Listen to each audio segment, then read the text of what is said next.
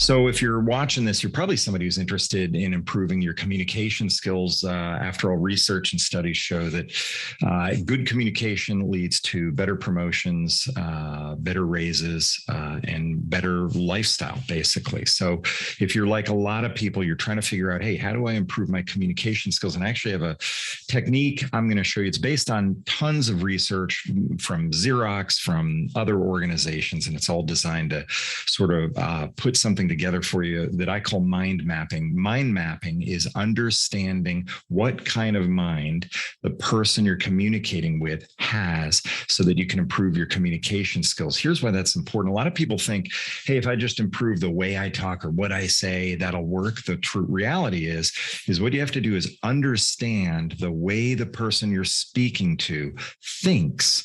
And by understanding their thought processes, then you're going to be able to understand how to speak their language. It's more important for you to speak their language than it is for you to speak your own language. That's an important point. It's more important for you to speak the other person's language than it is to speak your own language. Let's talk about this. I'm going to go to the overhead camera and show you a couple of things that I think will be relevant for you.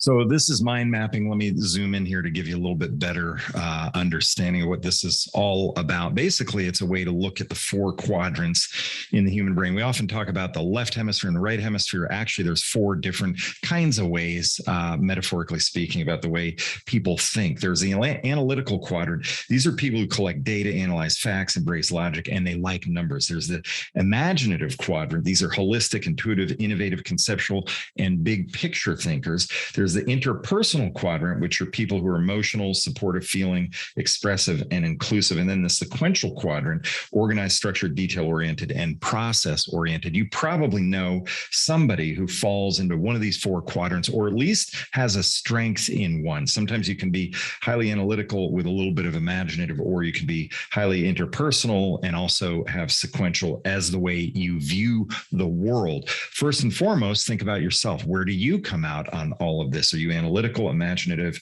interpersonal, or sequential?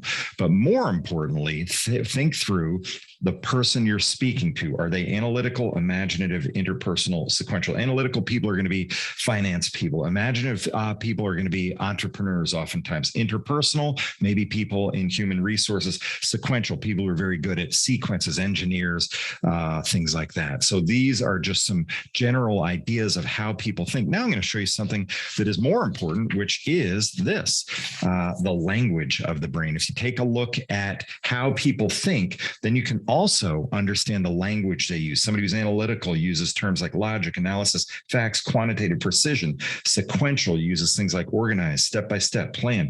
Interpersonal people talk about feelings, teamwork, culture, and an imaginative people talk about vision, strategy, innovation, global ideas, things like that. That's important. Why? Because these are the words and the concepts you should be using when you speak to somebody that's important in your career. If you are talking to somebody who's imaginative, so let's say it's the founder of the company, they're very entrepreneurial, they're big picture thinkers, you're going to want to use these words when you're talking to them so that they relate to you better. But the flip side is, let's say you're walking into the CFO, the Chief Financial Officer's office, you want to be using words like this: logic, analysis, facts, quantitative, all of those things. When you use these kinds of words, it enables you to make sure that you are speaking the language of the person you're speaking to, and that improves your overall communication. And remember, good communication leads to better raises, more promotions, and a better life in general.